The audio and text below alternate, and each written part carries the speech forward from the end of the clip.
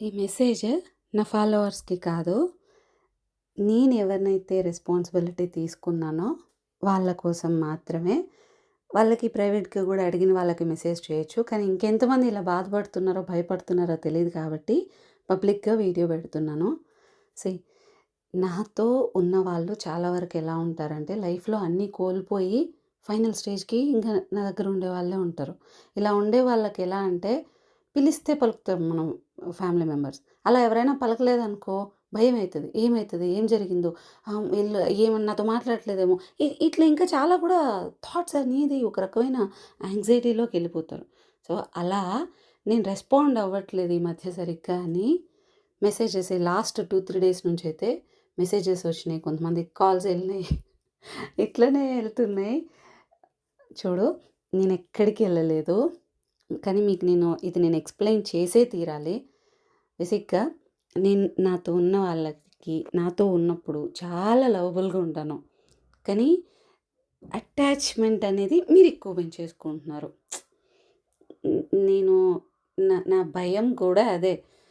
ఎంత మనం లవబుల్‌గా ఉన్నా మిమ్మల్ని ఎంత కేర్ తీసుకున్నా, ఏం చేసుకున్నా నేను నాకు నేను డిటాచ్ అయ్యి ఉంటాను.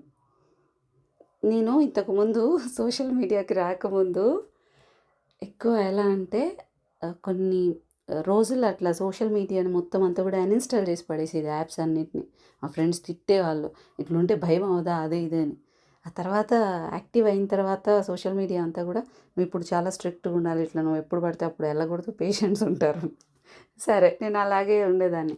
కానీ రాను రాను స్పిరిచ్యువల్ పాత్‌లో ఎలా అయితదంటే అమ్మ అలా కూర్చుండిపోతాను. డీప్ మెడిటేషన్‌కెళ్ళిపోవచ్చు. లేదంటే నేనేదైనా కాన్సంట్రేట్ చేస్తూ ఉండొచ్చు. కొన్నిసార్లు నాకు సెపరేట్‌గా నేను ఐసోలేట్ అవ్వాలనిపిస్తది కంప్లీట్‌గా. ఆ టైంలో నేను ఏది పట్టించుకోను. సో, ఇట్లా ఉండేటప్పుడు ఎలా ఉంటదంటే మీరు భయపడి, కంగారు పడి అది తర్వాత నాకు తెలిసినప్పుడు బాధ అనిపిస్తది. నేనెక్కడికి పోను. మిమ్మల్ని వదిలేసి పోను. నిన్ను నా ఫ్యామిలీని, ఫ్రెండ్స్‌ని కూడా నన్ను అర్థం చేసుకుంటున్నారిప్పుడు. నేను ఐసోలేట్ అయ్యే ఉంటాను చాలా వరకు. ఏది పట్టించుకోను. నేను డిటాచ్ అయ్యి ఉంటానని. అందరిని కూడా ఒప్పించగలిగిన, అర్థం చేసుకోగలిగేటట్లు చేయగలిగిన. కానీ రీసెంట్‌గా నేను అబ్జర్వ్ చేస్తుంది మీరు చాలా అటాచ్‌మెంట్ పెంచేసుకున్నారు నాతో. చాలా ఫ్యామిలీలానే. కానీ ముందు ముందు కూడా ఇలాగే ఉంటుంది. నేను మీకు చెప్పాలనుకుంటున్నా.